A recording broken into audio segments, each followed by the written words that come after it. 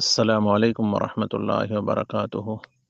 سامعین کرام، آج میں آپ کے حضور میں حضور صلی اللہ علیہ وسلم کا بتلایا ہوا عمل پیش کرتا ہوں، جو کہ جس کے بارے میں اگر میں کہوں کہ مجرب ہے تو ہو سکتا ہے کہ یہ بیعت بھی ہو جائے حضور صلی اللہ علیہ وسلم کے ارشاد مبارک کا۔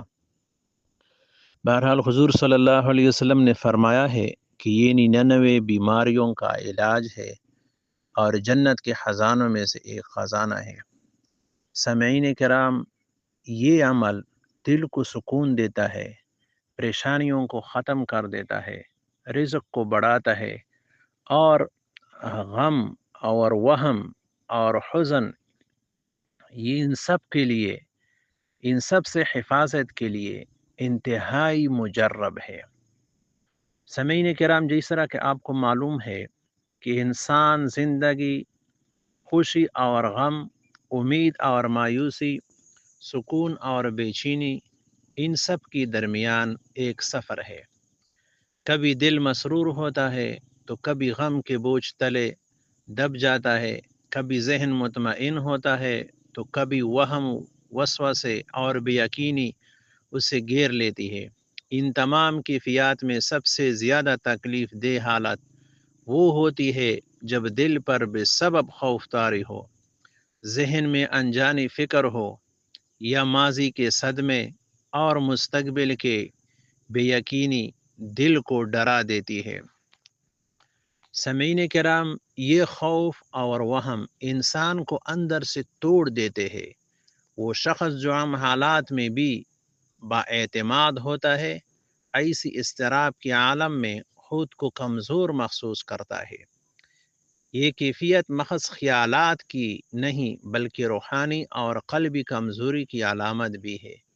ایسے میں انسان کو ظاہری تدبیر سے زیادہ باطنی سہارے کی ضرورت ہوتی ہے تاکہ اس کا دل سنبھلے، روح کو قرار ملے اور اس کے وجود پر سکون نازل ہو۔ تو سامعین کرام، یہ وظیفہ جو ہے، یہ عمل جس کو حضور صلی اللہ علیہ وسلم نے بتلایا ہے، یہ لا حول ولا قوت الا باللہ ہے۔ اب اس کو کس طرح پڑھے، اس کو بھی میں انشاءاللہ آپ کے حضور میں بیان کر لوں گا کہ اس ترتیب سے اگر پڑھا جائے تو یہ انتہائی با اثر ہو جاتا ہے۔ سامعین کرام، ہمیں یہ سمجھنے کی ضرورت ہے کہ یہ خوف، غم اور وہم اور حزن، یہ سب شیطانی حملے کا ایک پہلو بھی ہو سکتا ہے جو انسان کو اس کی امید، اس کی مقصد اور اس کے تعلق باللہ سے پورا کرنے کی کوشش کرتے ہیں۔ ایسے میں اگر کوئی سہارا ہے تو صرف اللہ تعالیٰ کی یاد ہے، اس پر مکمل بھروسہ اور روحانی تقویت ہے۔ جس طرح ایک مریض بیماری کے وقت دوا کا محتاج ہوتا ہے، اس طرح ایک دل زدہ، خوف زدہ یا غم میں ڈوبا ہوا انسان اللہ کی طرف سے رحمت اور روحانی سکون کا محتاج ہوتا ہے۔ ایسے میں انسان کو اپنے دل کو سنوارنے اور مضبوط کرنے کی ضرورت ہوتی ہے۔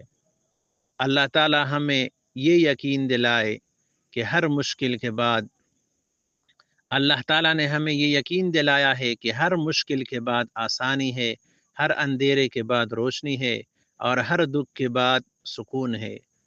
بندہ جب اللہ سے دل لگا لیتا ہے اور ہر خوف اور وہم میں اس سے مدد مانگتا ہے تو وہی دل کو وہ یقین عطا کرتا ہے جو پہاڑ کو ہلا دے، دل کو وہ سکون دیتا ہے جس سے رات کی تاریکی میں بھی امید کی روشنی بن جاتی ہے۔ سامعین کرام، یہاں سب سے اہم بات یہ ہے کہ ہم اپنے دل کو مصیبتوں میں پریشان ہونے کی بجائے اللہ جل جلالہ کی طرف جھکنے کی عادت دے، اپنے خیالات کو منفی سے مثبت کی طرف لے جائے، اپنے دل کو اس یقین سے بھر دے کہ میرا رب مجھے کبھی اکیلا نہیں چھوڑے گا۔ اس لیے بزرگان دین ہمیشہ تلقین کرتے آئے ہیں کہ جب دل پر خوف طاری ہو تو اللہ تعالیٰ کی پناہ لے جائے، جب وہم اور بے چینی بڑھے تو یقین کی روشنی کو دل میں بسایا جائے، جب غم اور حزن چھا جائے تو دعا، صبر اور ذکر کو اپنی طاقت بنائے۔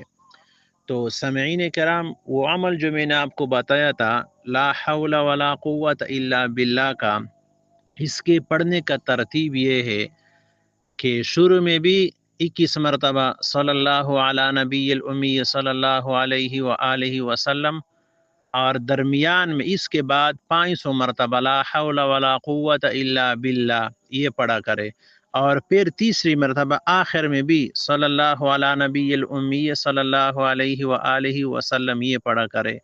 تو سامعین کرام، میں گارنٹی سے کہتا ہوں انشاءاللہ تعالی کہ آپ کو دلی سکون حاصل ہوگی، آپ کی رزق میں کشادگی ہوگی، آپ کی تمام مصیبتیں اور پریشانیاں ختم ہو جائے گی۔ اور اس وظیفے کو 41 دن کم از کم کر لیں۔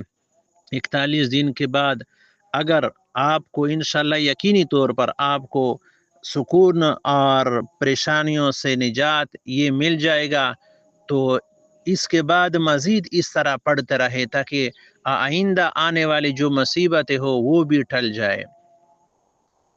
والسلام علیکم ورحمۃ اللہ وبرکاتہ۔